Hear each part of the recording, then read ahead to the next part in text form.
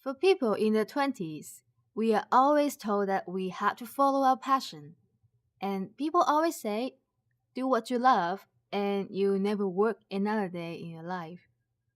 It sounds so simple, but definitely much easier said than done, right?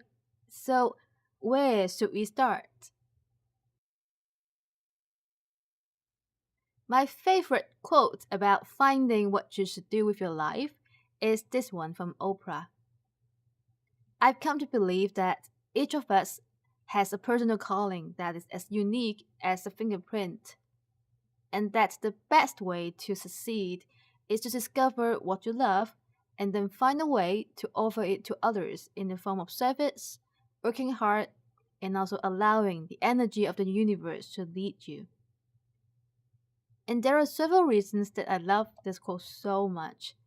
First, it aligns with my values that we are all unique in some way, and there is a reason for each of us to be here on earth.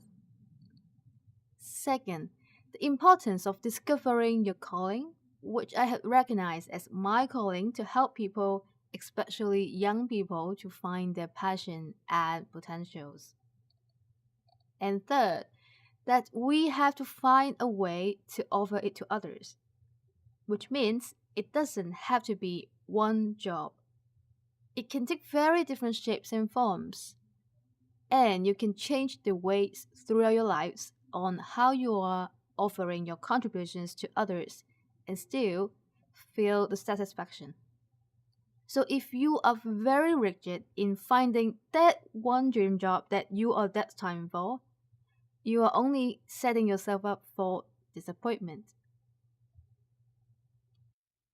For many people, finding your passion is not a simple question, as in finding what you like or what you are interested about.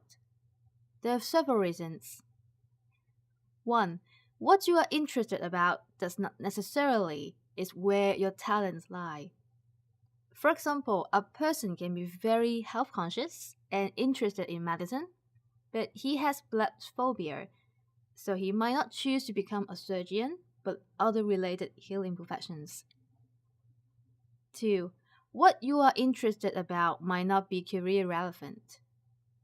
Many children love to play video games, but how many of them can really turn that into a career? 3.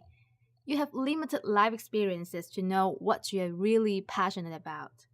The truth is, you're still very young and your early life exposures would probably revolve around studying, playing, and entertainment.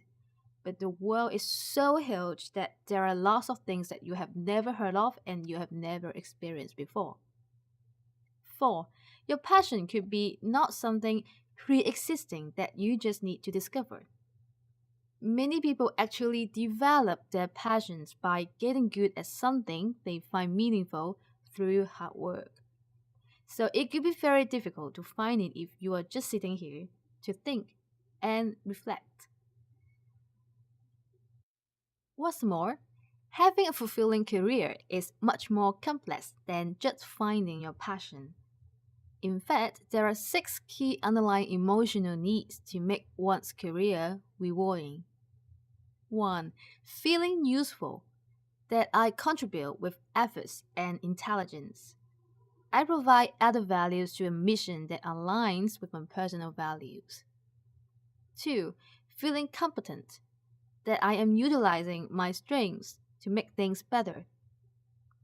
3. Feeling respected and recognized, that both emotionally and financially, I am rewarded fairly because I matter to the company and the team. 4. Feeling safe, that I have colleagues and leaders whom I can trust, work environment where I can be safe in, culture that allows me to express my opinions and creativity. 5.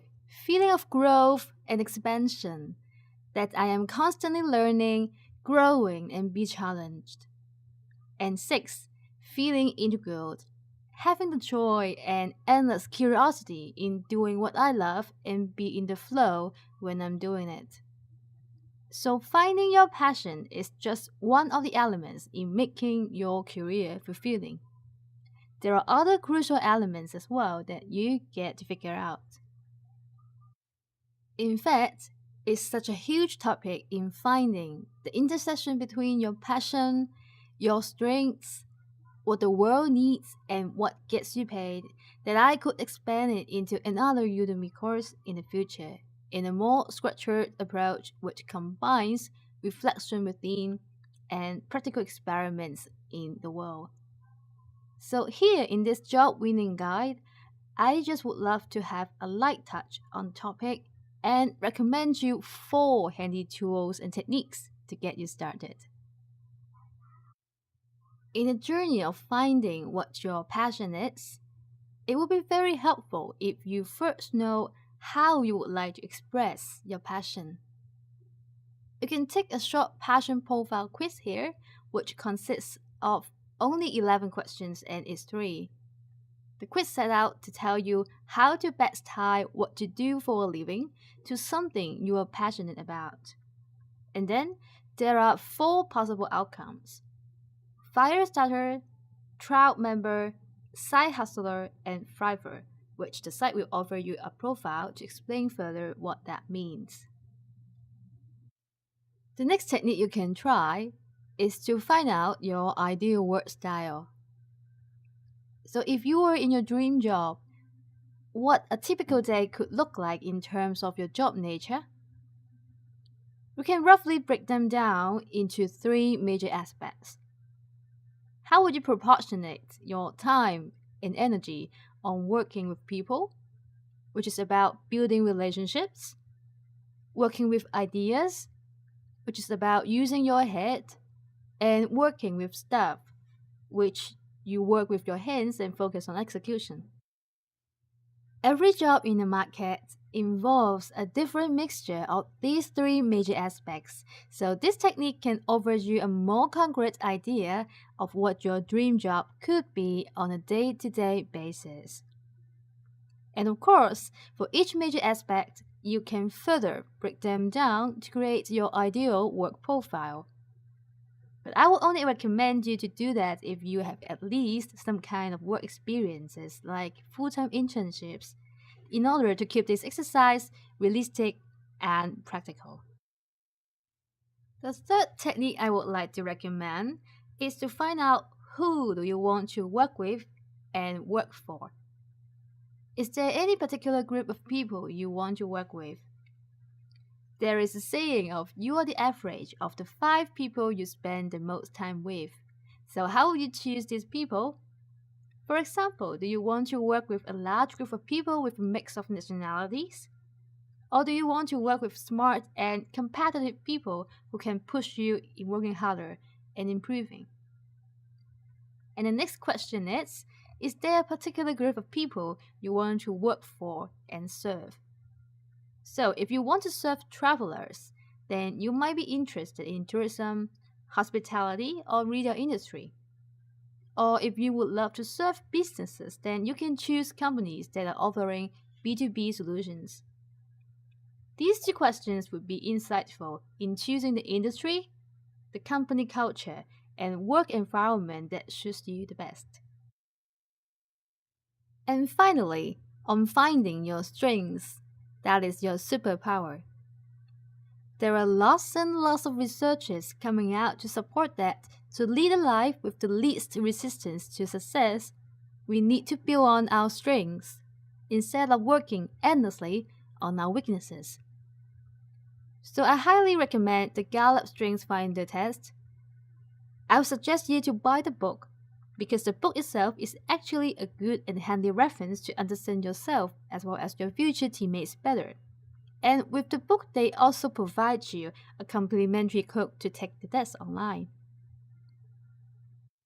Ultimately, do not expect a definite answer in a flash of insight to your question of what is my calling or purpose in life. Like you are in a fairy tale, and when you find your purpose, you will then live happily ever after. Life is a journey with problems to solve, lessons to be learned, but most of all, experiences to enjoy. So, enjoy the journey.